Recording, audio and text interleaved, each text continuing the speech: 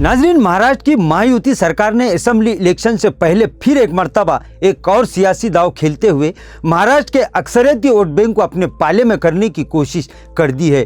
Triple engine सरकार ने अब एक और तारीखी अहमदनगर का नाम तब्दील कर दिया है, जिसके बाद फिर एक मर्तबा महाराष्ट्र की सियासत में गोया उथल पुथल शुरू हो चुकी है। इसी सिलसिले में पेश है एबीएन महाराष्ट्र की एक स्पेशल रिपोर्ट।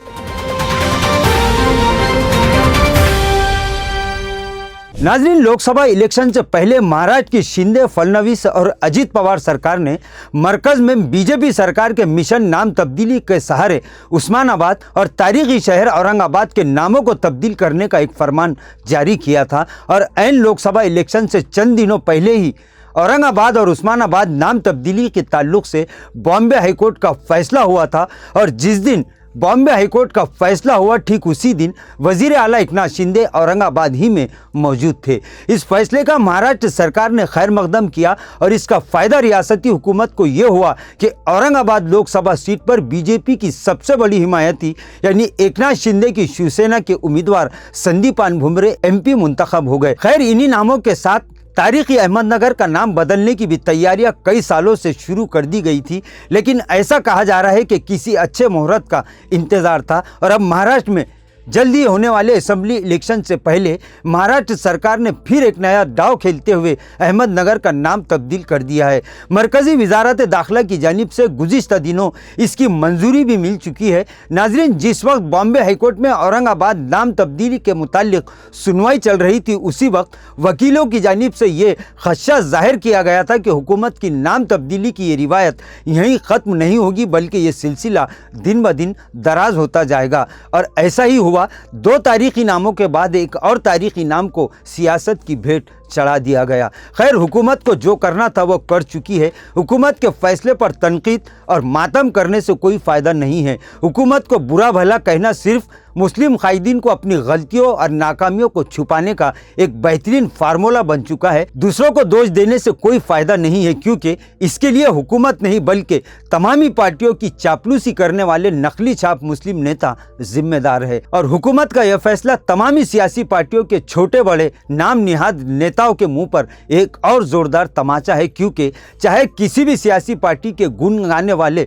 तमामी मुस्लिम नेता जो अपने आप को कौम और मिल्लत का लीडर, कायद, नेता और जिम्मेदार कहलवाते हैं, उन्हें चुल्लू भर पानी में डूबकर मर जाना चाहिए, क्योंकि कहनी और करनी में ज़मीन और आसमान का फ़र्क होता है। सिर्फ मुसलमानों और इनकी तारीख से मोहब्बत का झूठा दिखलावा करने वाले ये नेता कौड़ी के काम के नहीं रहे। सिर्फ दिन रात सोशल मीडिया पर बड़े बड़े टराखे मारने में एक दूसरे पर सबकत ले जाने की कोशिश करने वाले ये नेता अपने समाज और अपनी कौम का कोई तालीमी, समाजी और माशी भला तो करने में नाकाम ही रहे हैं। उल्टा ये सारे मुस्लिम नेता यानी नकली कायदीन दूसरों से ज़्यादा खुद ही अपनी तारीख के इस तरह बेआबरू होने के सबसे बड़े मुजरिम और गुनहगार है, जिन्हें कौम और मिल्लत तो छोड़िए, तारीख और आने वाली नस्लें शायद कभी माफ़ नहीं करेगी और माफ़ करना भी नहीं चाहिए, क्योंकि जो अपनी तारीख को ही महफूज रखने में नाकाम हो जाए वो सिवाय ज़बान दराजी, लच्छेदार तकरीरों और अपने ही मुंह से अपनी तारीफ़ करवाने के अलावा कुछ और काम नहीं कर सकते।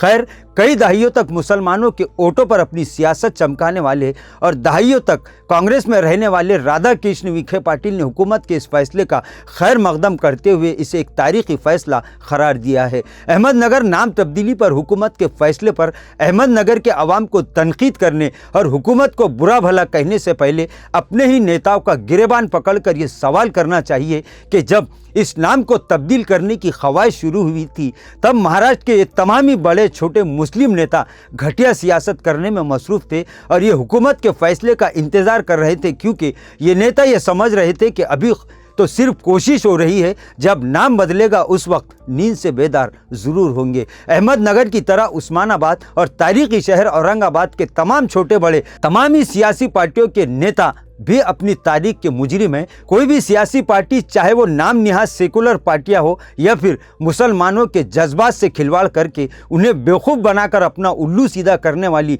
सियासी पार्टियां हो, सब के सब इसी कटघरे में एक साथ खड़े हैं। यानी एक हम्माम में ये सारे के सारे नेता नंगे खड़े हुए हैं, क्योंकि इनमें दम तो कुछ नहीं है और बात करते हैं कौम और मिल्लत और अपनी तारीख के हकीकी मुहाफिज होने की। लेकिन इसमें भी इन पार्टियों और इनके नेताओं की कोई गलती नहीं है। गलती आवाम की है, जो सिर्फ वक्ती और जज्बाती सियासत के आदी हो चुके हैं। और इन भोले भाले आवाम को भोलेपन का फ़ायदा ये खादी छाप नेता तो ज़रूर उठाएंगे, क्योंकि इसके अलावा तो इन्हें कुछ आता भी नहीं है। खैर, जब इन्हीं मुस्लिम नेताओं पर, यानी तमाम सियासी पार्टियों के मुस्लिम नेताओं को ही आप अपना सब कुछ समझ रहे हैं, तो फिर समझो और आहिस्ता आहिस्ता अपनी एक एक तारीख के मिट जाने पर आंसू बहाते रहो। आपके आंसू तो ख़त्म हो जाएंगे, लेकिन इन बेगैरत कौम और मिल्लत के नाम निहाद नेताओं की वही चाल बेढंगी जो पहले थी, सो अब भी है और हमेशा इसी तरह से बरकरार रहेगी। उठिए, अपनी तारीख और अपनी रोशन तारीख की हिफाजत के लिए कुछ कीजिए,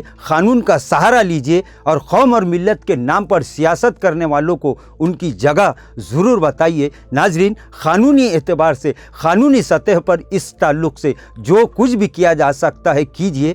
मुस्तहिल होकर और रास्तों पर उतरकर ये मसला हल नहीं हो सकता। लिहाजा आपसे एक रिक्वेस्ट है कि पुरअमन तरीक़े से, लोकशाही और दस्तूरी तरीक़े से कानून का सहारा लेकर अगर इसके लिए कुछ कर सकते हो तो करिए, वरना मुस्लिम नेता इस मामले के लिए सबसे बड़े जिम्मेदार हैं। नाजरीन, आज के लिए बस इतना ही। फिर मुलाकात होगी कुछ नई वीडियो के साथ।